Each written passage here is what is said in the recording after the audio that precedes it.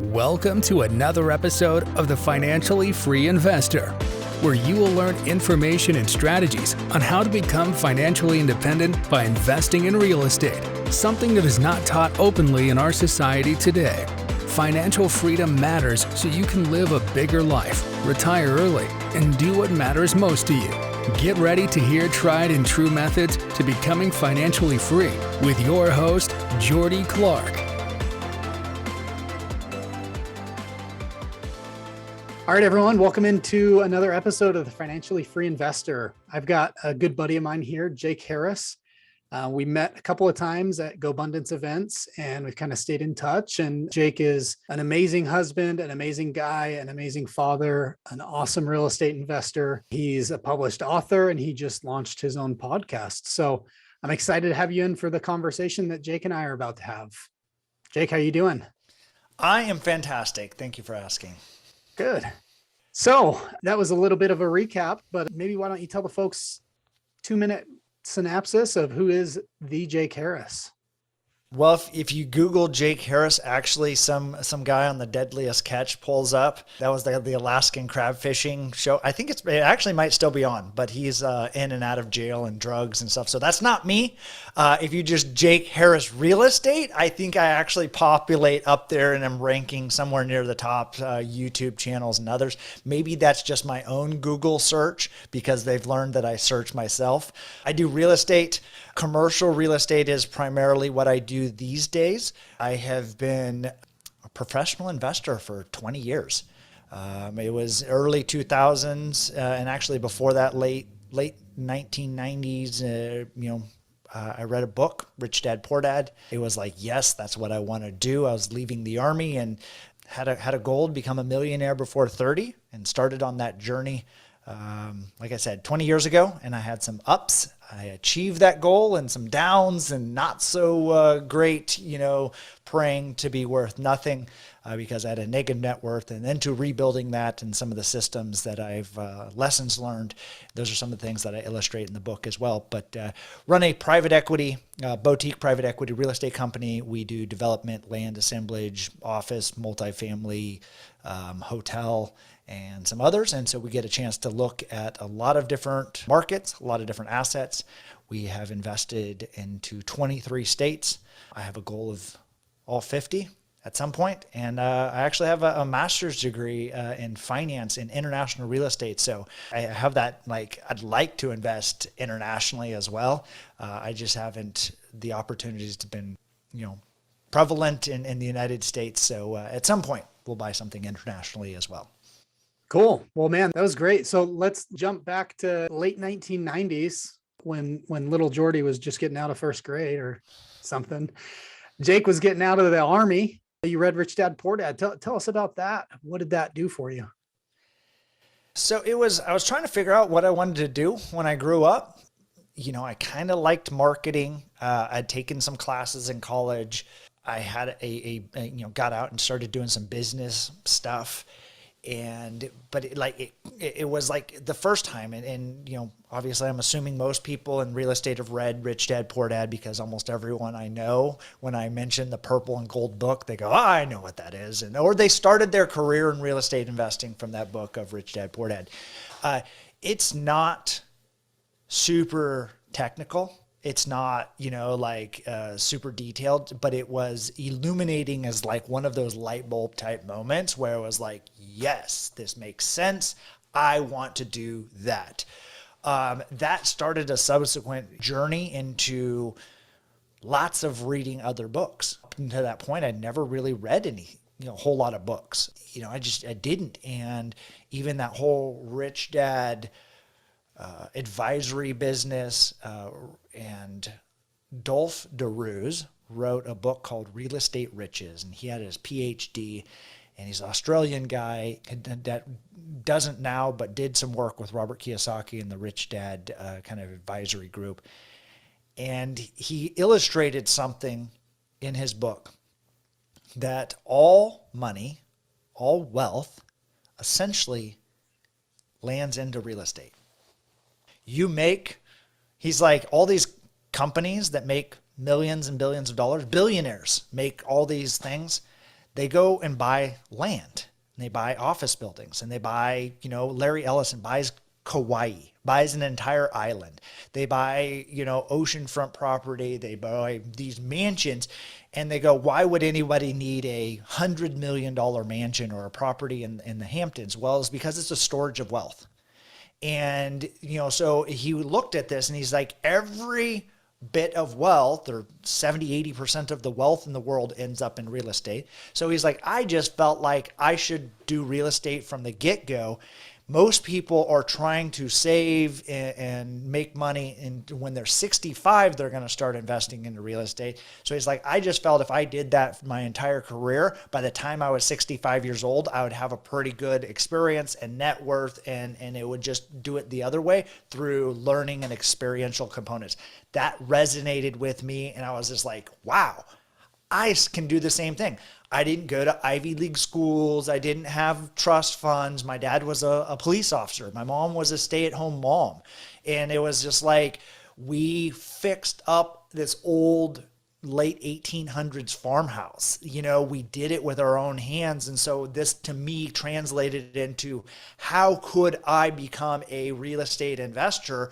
Well, it made sense of connecting those dots of like, I can go do this. I can start working in real estate. From working in real estate, I can get to these next deals and these experiences. And even I read Rich Dad Poor Dad, I didn't go in and start investing into real estate. It took me several years from reading that book until I invested into my first deal. That's good.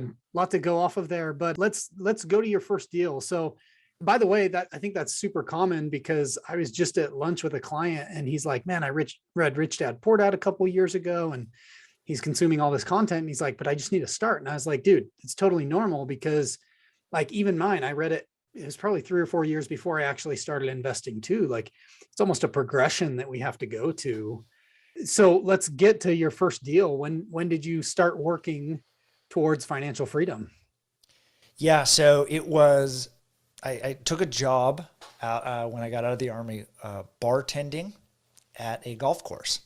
I thought it'd be cool to be a bartender, but I didn't want to be in the nightclubs. Like, I didn't want to be out until 2:00 in the morning, or I know you're in Utah. I don't know what they close down at midnight or something. If they're 5 p.m. Okay. Whatever. They roll up the sidewalks at, dark, and, no clubs, no, but I was like, wow, I could learn bartending. I think there's a certain personable skills in learning how to mix drinks, and I thought that was kind of cool. But then I also got the opportunity to work in a country club where there was successful people that I was like, oh, I can't afford the $60,000 membership fee and, whatever it was, $2,000, $3,000, $4,000, $5,000 a month, dues. But I can work there. Again, this is me just kind of thinking as to what I could actually see.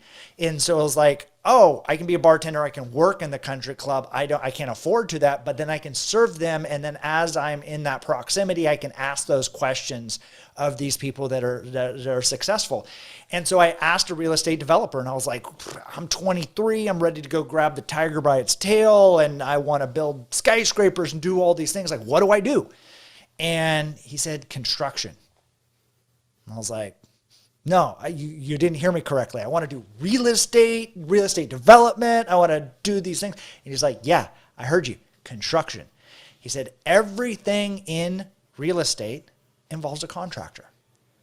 I don't care if you're remodeling your kitchen, you're moving dirt, you're building a skyscraper, whatever it is, a contractor is involved.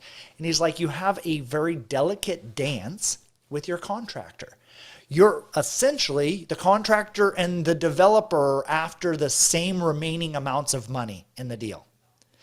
What the material costs, what the labor it costs to do that, and then the profit margins and the timeline in which you're going to do it is what is left over to the market value. And he's like, so the guys that have come from the trades have been successful out of the gate, or more successful than the people that learned it out of the books, because they know when a contractor's kind of BSing them, or when they're trying to fluff their schedule, or they're trying to get you, higher prices than is reality. Contractors want to make as much money as possible. So then he is like, so I just say, if you're trying to learn this from first order principles, Understand that a contractor is a very, very valuable piece of the entire equation. And if you're really doing this and saying, hey, you're going to do this for the rest of your life, I think having that foundational knowledge of being a contractor would be valuable to you. So I say, great, sounds good. I went and started working. I talked my way into a position ultimately that I was unqualified and had no idea how to do, because I told them I would work for free. And I was persistent. And actually, you can ask my wife. That's probably the reason that we're married and have kids. And she's like, you're very persistent. Like, not like stalker, but you're like kind of, and I was like, oh yeah, when I know what I want, I'm very much myopically focused in on like that goal. But I also am, not a creep. So the same thing as like, I knew the president of this company that worked at was a member at the golf course. And so I was in his ear and I was applying, and I go hang out and I go, reach out to, he's like, you're persistent. And I was like, I know. So I said, but I know I can do the job.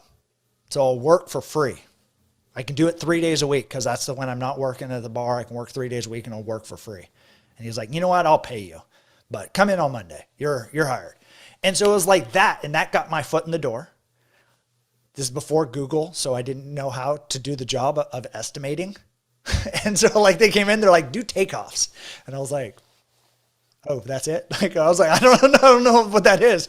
And I was like, oh, okay. And like the president, like he's the president of the company, is like, oh yeah, he's going to college and learning all these things. And I was like, I was not doing that. It was like, and so I just kind of kept quiet, and like a project manager's like, here you go. I was like, I have no idea. It was like, do you have like some other previous project example that I could maybe like look off of, honestly, I sat there and I remember this, sitting in this office, that someone else's office. They said, oh yeah, you can just use their desk over there. And I'm sitting there, and I probably sat there for an hour, and I was like, I have no idea what to do. I'm just looking at this thing. And I just remember like, what did I talk myself into? I was like, and then and then I walked over like, hey, I've been kind of working. And so they gave it to me. Doing takeoffs, for people that don't know, is just basically calculating what the square footage of the floors and the walls and the paint and, for this particular TI, how much demo you're going to do, how to read plans. And then, you're going to build back this amount of sheetrock or this amount of, baseboard. And then when I looked at that, I was like, oh, I am pretty good at math. I know how to do these things. So I was like, in geometry, calculating square footages, I was like, yep, I know how to do this. And I was pretty good at it. And I was able to land very big projects, millions of dollars worth of projects for equity office properties. Equity office properties was Sam Zell's REIT that was buying distressed real estate. And we were the contractor fixing them up. But I was just bidding them and, as an estimator. So this is in the Northern California and Bay Area. I couldn't afford anything. And, I'm making, minimum, I'm making $40,000 a year as an estimator, like probably half of what the other estimators in the company were making, because I said I would do it for free. So they paid me something, but half of what other people were doing. And so I'm working and, man, I just can't afford. So and again, what I could see, I flew down to Arizona on a weekend. I was buying some cars and I was flipping them. I was side gig trying to create some hustle. And I drove by a new subdivision of some houses for sale. And I just happened to drive through and look at them. Brand new houses were $150,000. 4-bedroom, 3-bath, and I was just like, I can afford this house. This is $1,000 a month. Like, I can afford $1,000 a month for this mortgage payment. Like, oh my gosh, wow. And so all the things that I've been reading all of a sudden came into view. So I bought my first house, and it was a fixer down the street from that new subdivision that was being built. It was across the street of what is, the University of Phoenix, or the Arizona Cardinal Stadium. They're digging the hole in the ground. They're building this massive multi-billion-dollar project. And it was across the street from that, and it was like a fixer, and it needed work, and I bought it for like $110,000. And it was like, dude, I'm going to fix this up. I'm going to flip it. And then this is a year into my job, or a couple years into the commercial construction, I got laid off. I'm no longer an estimator. I'm a project or assistant project manager, superintendent. I'm out in the field running, doing construction projects. I buy a house, and now I don't have a job. So I moved to Phoenix with that first house, and I fix it up myself, and I sell it. And then I barely make it before my money runs out, because really I had put every last nickel and dime into buying this. That was the other thing. I had no idea how much it actually cost for closing cost and all these things. You know, I got like a 97% loan. And, you know, I was like, 3%, you know, there's three, I got that, you know, and then all of a sudden it's closing fees and title fees. And I'm like, wait a minute. So I'm like out of money, and bought this first house, and I'm then having to work. I start picking up doing construction jobs, you know, while I'm doing that and using extra material and fixing up the house, and sell it and make $27,000. And I was like, wow, that's pretty awesome within the first few months. And then I buy the next house, and you know, I make 40,000, and then 50, and then 60, and then 70, and then subsequently just kind of got the ball rolling from there. Cool. Well, dude, that's so interesting. I had no idea that you got laid off and then moved into your flip. Yep. Fixed it up. That's cool. But then you made the equivalent of 6 months salary. Well, probably a little bit more if you were 40-ish. Well, we'll call it 6 months, but that's the power of real estate, right? Like you go in, add value, and you can get exponential returns almost. So that kind of parlayed you into what your next goal was, be a millionaire, right? And then I know, just because I've read the book, a little bit more of your story. To tell us a little bit about that, becoming a millionaire, and then what happened after that. So it was actually, you know, great kind of point as far as, it was one night I was looking on MLS, I was looking through some properties, and I was buying another deal, and I had to put together kind of this financial statement for the bank to get this next loan. And I was putting it together, and I was finalizing some calculations, and I looked at it, and I was worth more than $1 million. I had net worth, you know, my cash on hand, you know, part of the things, the properties I owned, and it was just like, all of a sudden it was like, wow, I'm a millionaire. And it was kind of, that was it. Like that was just, and you know, I don't know. In my head, I just thought like, wow, when you do this, there's going to be some celebration, or there's a parade, or, you know, angelic, you know, voices. You know, you've done it. You've achieved this level of success. Literally nothing. And it was like, well, that was anticlimactic, you know, like, okay.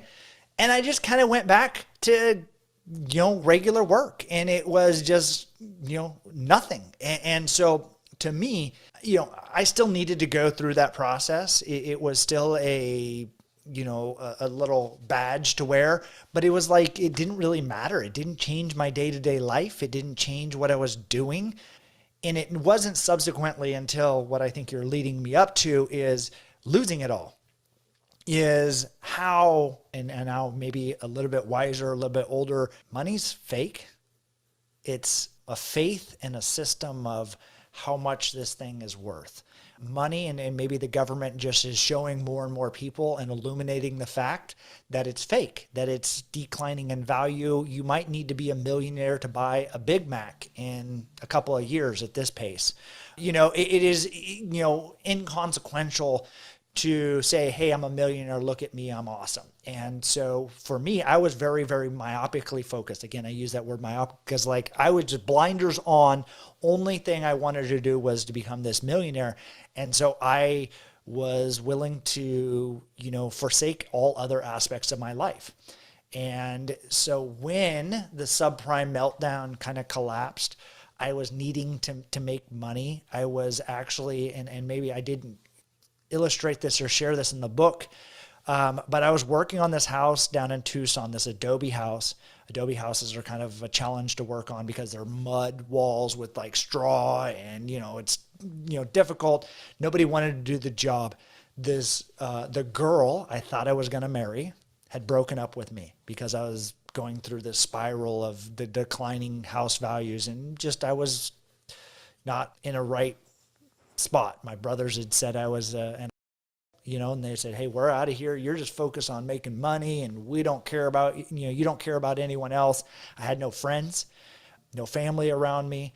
I was 90 pounds overweight because I was living the good life. I would just eat out, we'd, drink and do lots of things, but it was only with myself. And so I was just kind of isolated. And so the girl that broke up with me felt bad for me. She was dating a new guy. He bought this house. And so he didn't know the relationship that we had previously had.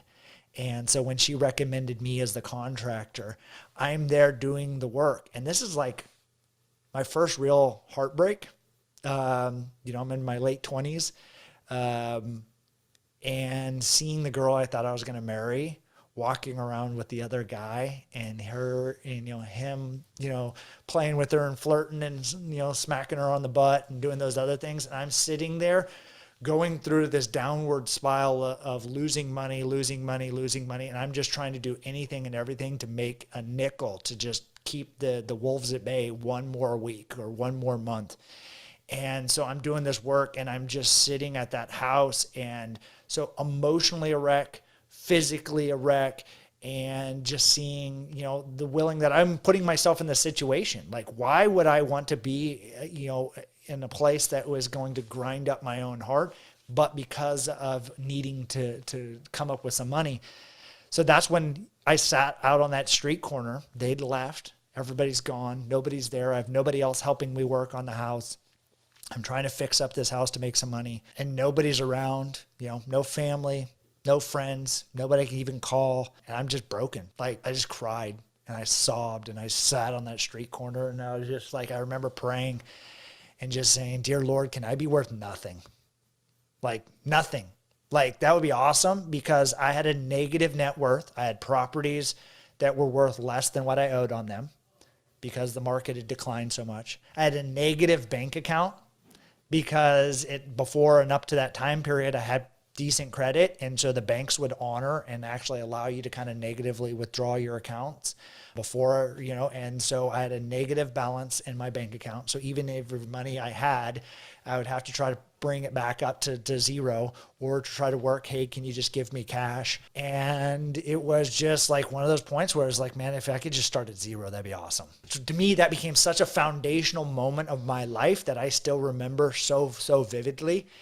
It took me a while of bouncing around rock bottom. It took me some whiles of introspective, of discovering, like, what did I do right? What did I do wrong? And so what it was is like, money is maybe 1/5 of life. Why I just said it was fake earlier. It's fake, but it's also, it does work. It's the fuel in which makes the machine of life go. You need money. You can't be a starving artist. You can't hopes and prayers and dreams only, exist in this world. I mean, you could in a monk-like existence, but I live in this world. And so I have bills that I have to pay, and money is real to that component. But I realized that it's maybe 1/5 of life, or 1/6. And so you mentioned GoBundance earlier. They illustrated this in all the different pillars of life. How are you with your relationships? Well, I sucked. How was I physically? That sucked too. How was I with bucket list adventures? None.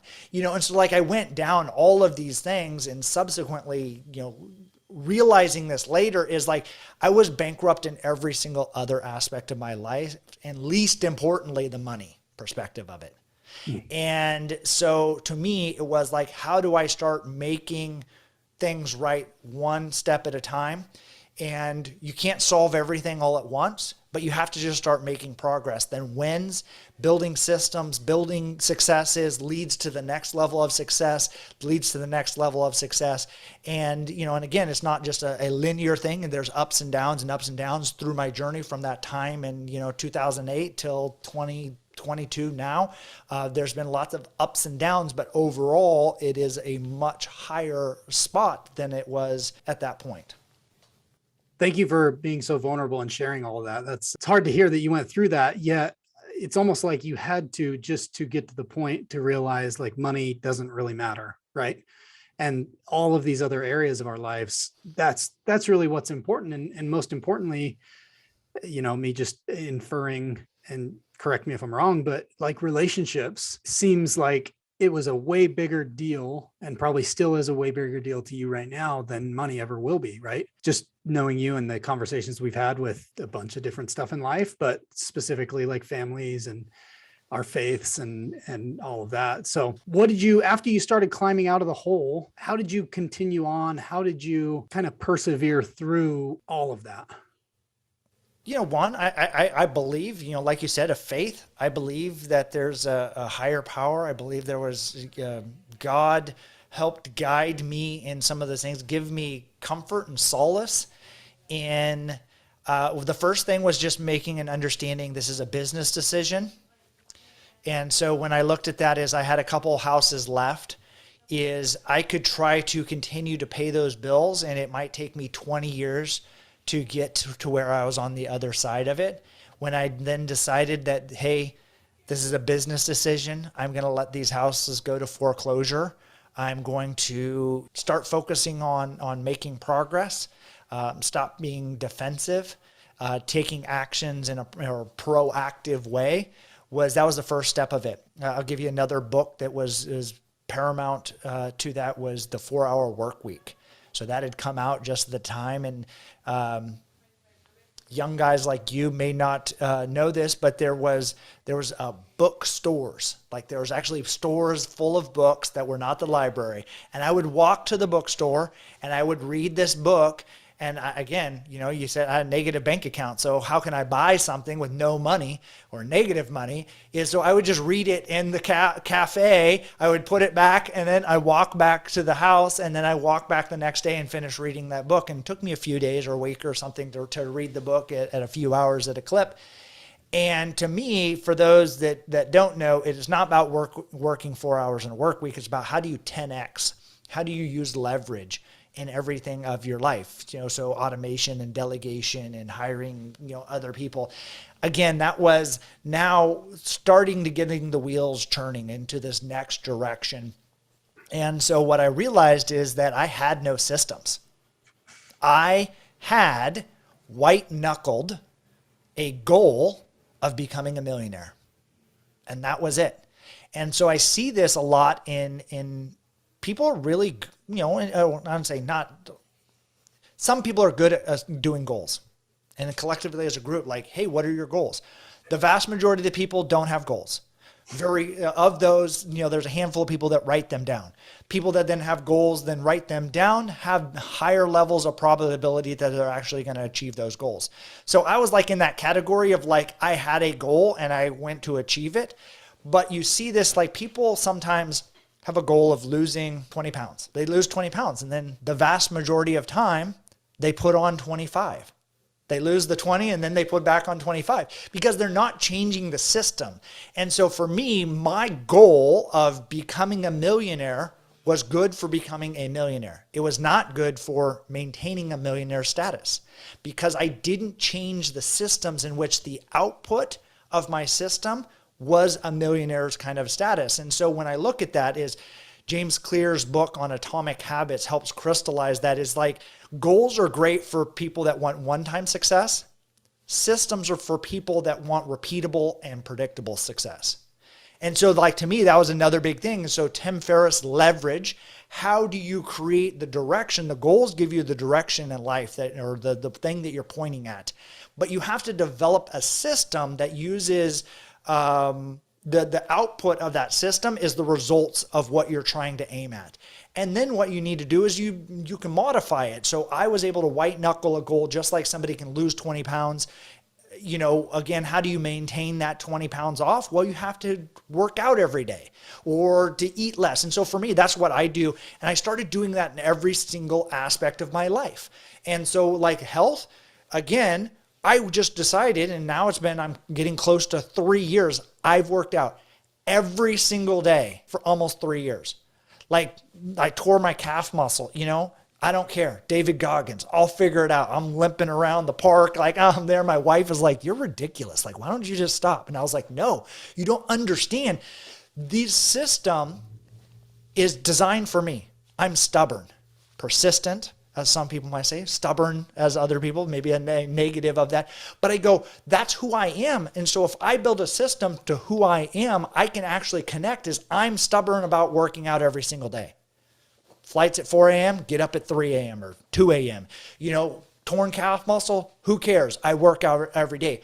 That working out every day also helps me eat better, because I know how many calories it takes to work out to replace a cookie. I know, so then I don't eat as bad, so I also work out. Well, that also helps me sleep better.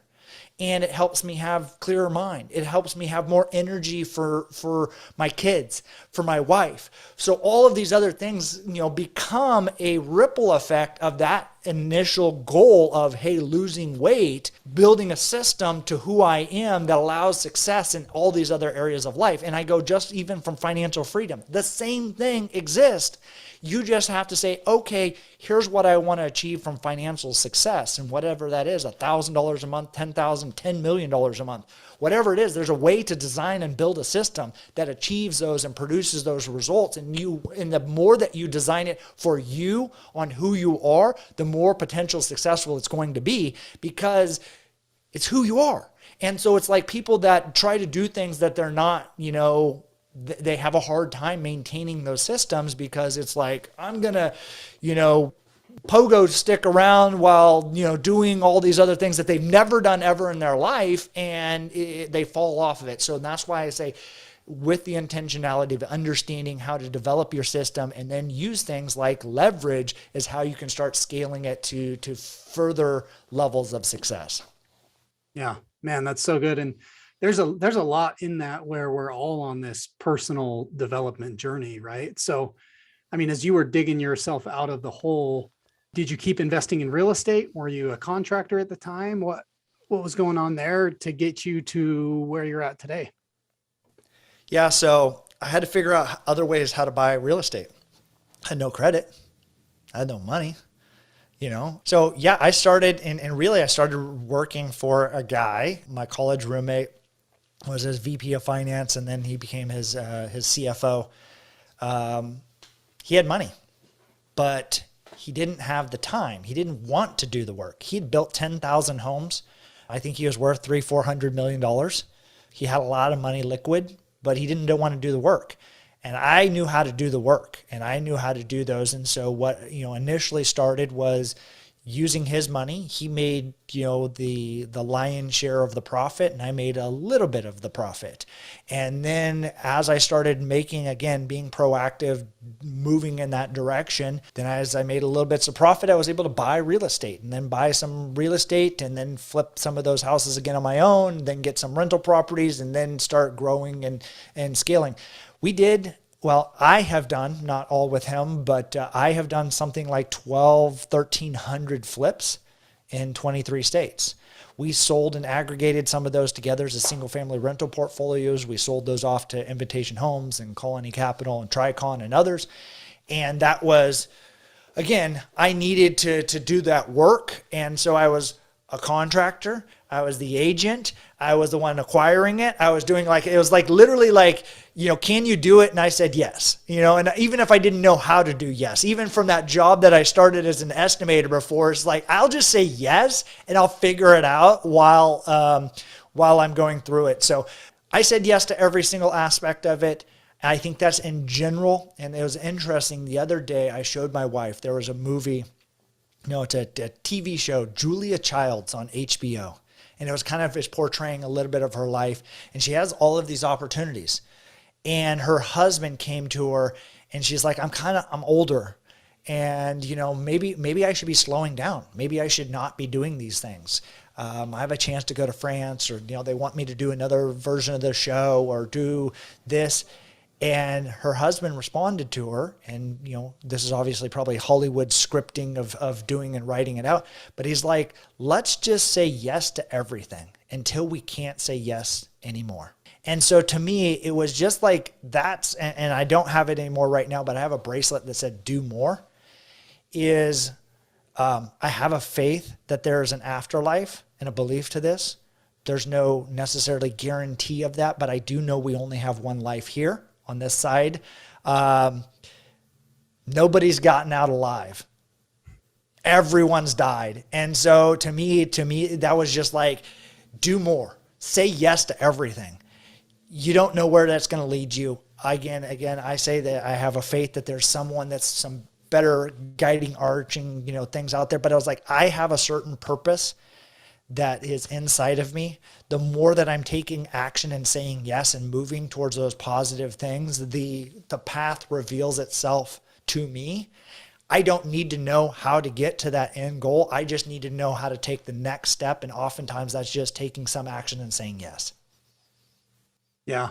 And that's good. And just, looking at it through the lens of being faith-based, like I believe our creator wants us to say yes. He wants us to take on more, because that's when we learn, right? Like that's where we grow. You had the choice sitting on that curb when everything was falling apart that, you could have chosen to just continue to be miserable, but you chose to improve yourself, which improved, every aspect of your life. And we all have that choice. And, I believe that our creator wants us to do more, and not necessarily for having more material things, but because of like who it makes us into, right? Because that's the one thing that, if you believe in an afterlife or a continuation of an existence, like the one thing I believe I can take with me is who I become and the relationships I forge and who I'm crafting myself into with all of these decisions. Right. So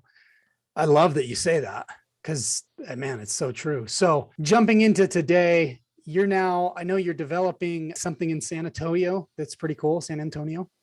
Maybe tell us a little bit about that, because I see a lot of passion in that with you. And then tell us a little bit about the podcast. Yeah. So I have a few different developments going on right now. But the one that I'm most excited about is the hotel project on the Riverwalk that we're getting ready to break ground on. It's an opportunity zone deal. I've found that hotels and hospitality is where, a lot of my creative energy can be, manifest out into the budgets and to also make sense. A lot of times, multifamily or, rental properties or, small single family houses, they just don't have the budget. You could think of lots of creative ways to drive coolness and vision, but be like, well, we have, $3,000, we have $5,000, we got $10,000 to fix up this whole kitchen. So you'd be like, well, we can't be too creative, you may be creative in some of your, finish selections, but the reality is that you're constrained to, the understanding of that budget. Hospitality or development projects, driving a vision is, to me, I think the je ne sais quoi, the thing that you can't materialize. It's hard to describe. It's a feeling, and really what it is that people are looking for experiences. I say that because we as humans are still kind of animals. We're tribal. We want community. We are not very good alone as solo individuals. So that's also one of my beliefs, is that the remote work is not going to necessarily take off to the same level that everybody thinks it's going to. As people start connecting digitally and getting their kind of collective tribes, spread out, that is possible. But I go, also a lot of people need, they're more, Instagram followers and LinkedIn people and YouTubers than they've ever had in the existence of the world. They're more connected to other people, yet they're lonelier. There's higher levels of depression. There's higher levels of suicide. There's more people feeling, discontent with life in general.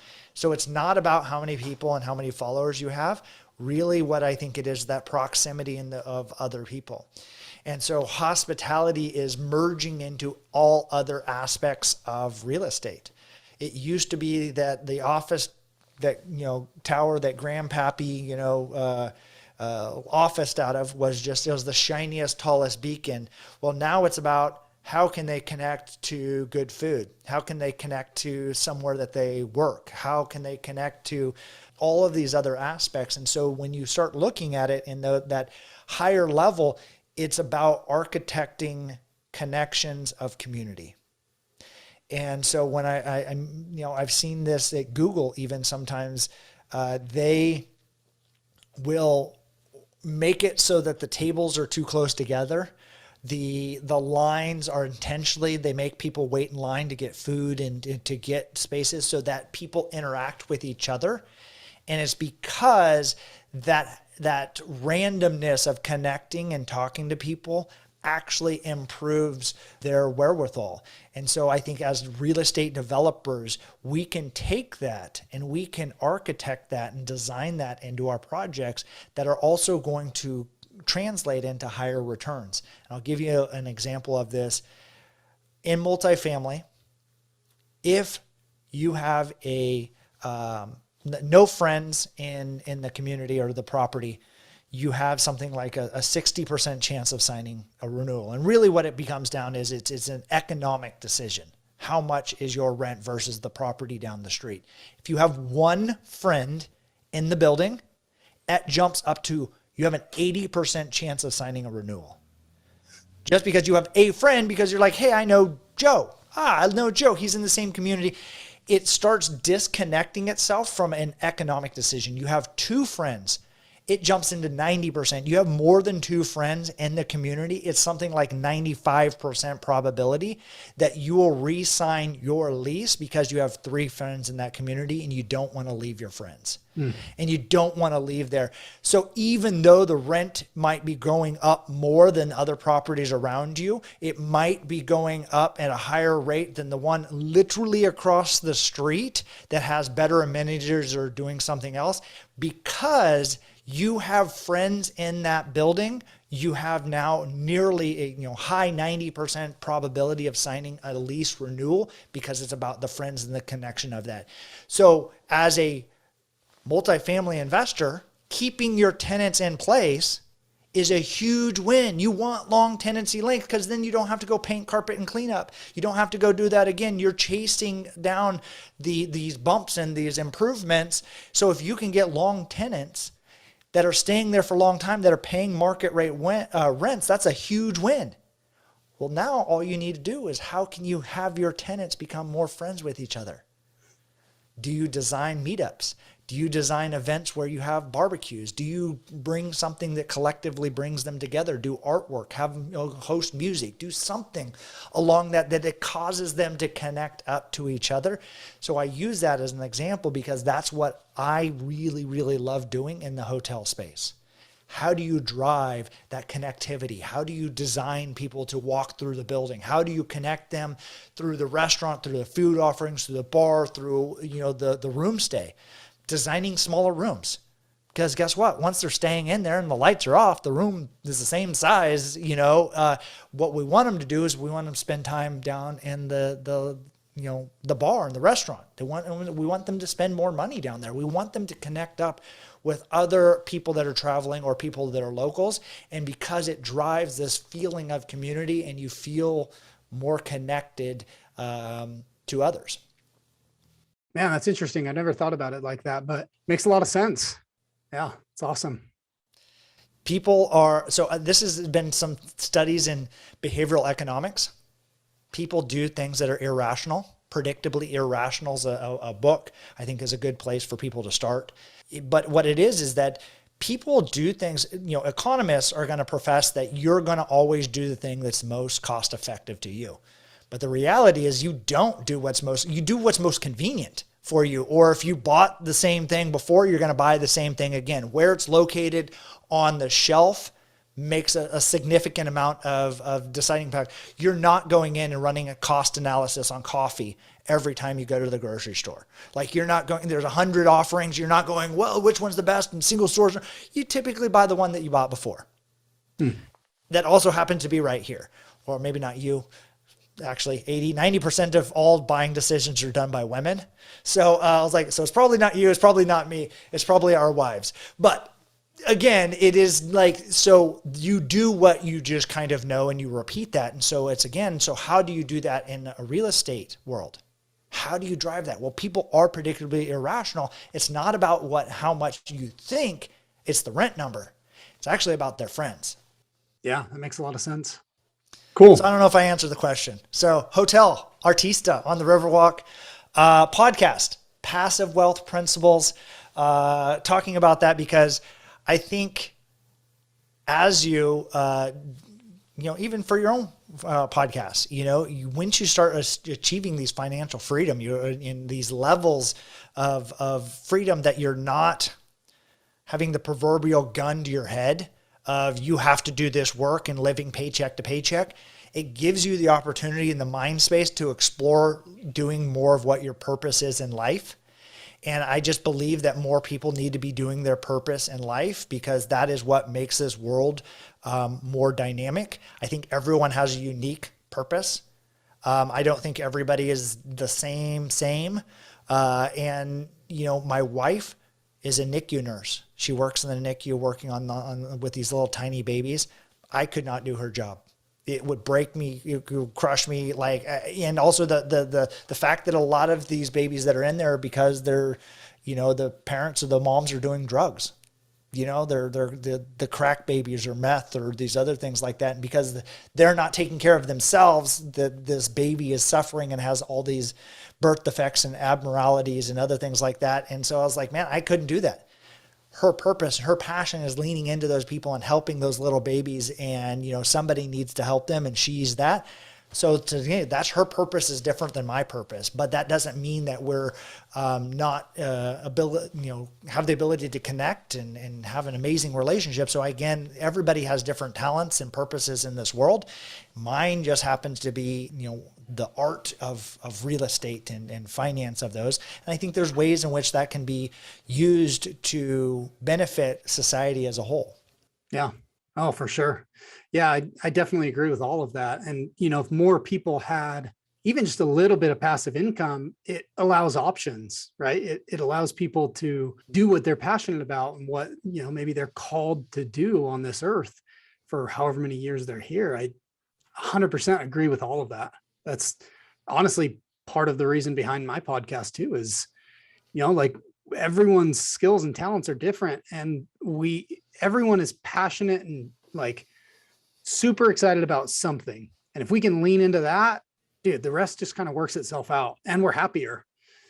More money does not equal more happiness for most people. It's doing what you enjoy and making an impact. So, leads me to my next question, and it may be just a softball answer, but what's the one thing you would tell someone who's working towards financial freedom?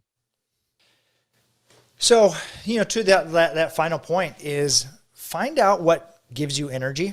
And so there's oftentimes things that we do that suck energy away from us and things that give us and fire us up and make us excited. And it's oftentimes the things that you do on the weekends or, after work or whatever. There's something that you do that you don't even get paid money for, but you're like, man, I love doing this. There's something around that translates to also what is your purpose or passion in life. If you can start understanding what that is, you can start designing a system that produces the results of what you want to do. Not everyone has to be a millionaire. Not everyone needs to be a millionaire or to be financially free. That might only be $1,000 a month. It might be, a very inconsequential. You can actually live like a monk and have no money. Maybe that's you desire to have that. Doubtful most people in the world want that. But I go, if you can figure out what your purpose is, and oftentimes you're not going to discover that without taking action. You have to go do things. And sometimes you're going to do stuff and you're like, wow, I hate doing this. I thought I wanted to do this. And you'd be like, wow. So again, saying yes, creating action, going some way and picking some direction is going to help give you clarity on, man, I don't like this or I do like that. Also identify on those things that you've probably naturally always gravitated towards your entire life that give you energy, that fulfill you. And you look up and you're like, oh my gosh, I can't believe 6-8 hours have passed. That was amazing. Wow. And then if you can figure out what that is and those things, and then you can start building a system to leverage those, again, you've already won. It's not about, achieving a certain level of income. It's figuring out the thing that truly fires you up and doing that more and more.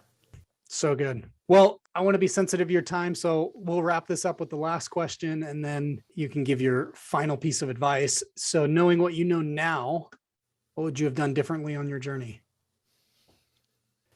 I don't think I would do anything different. Obviously, I have a lot of insights, and it's great to see, 2020 vision of looking backwards. But I was actually, talking to my wife about this the other day.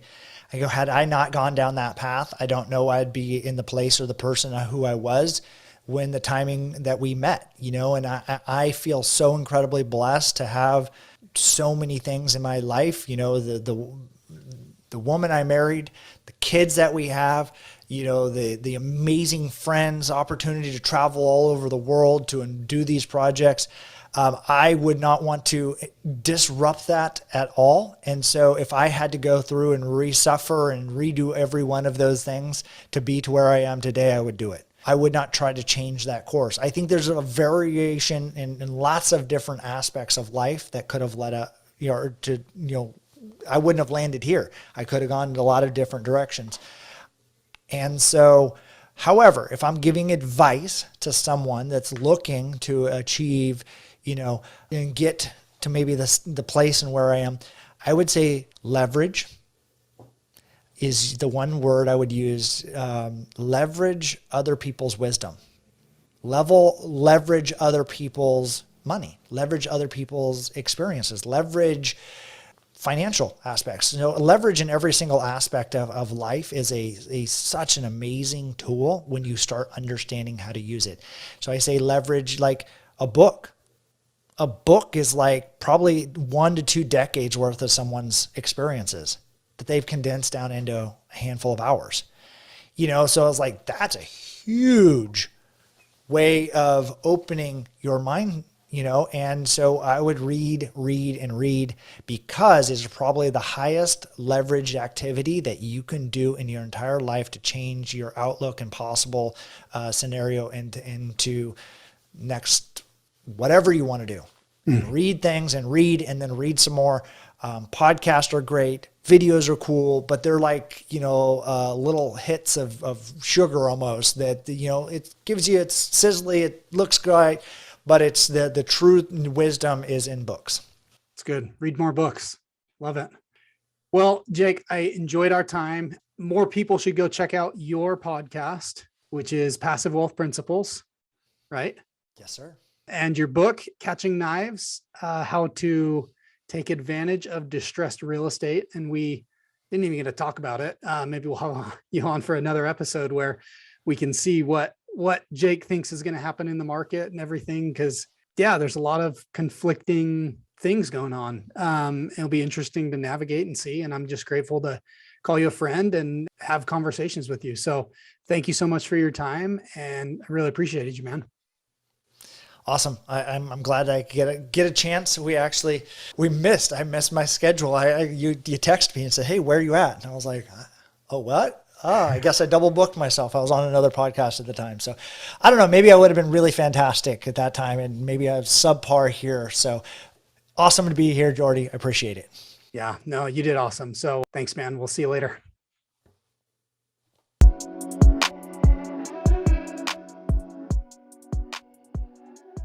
Thank you for joining me for another episode of The Financially Free Investor. If you found value in this episode or know someone who would find value in this information, please share with them, subscribe, and send us a review.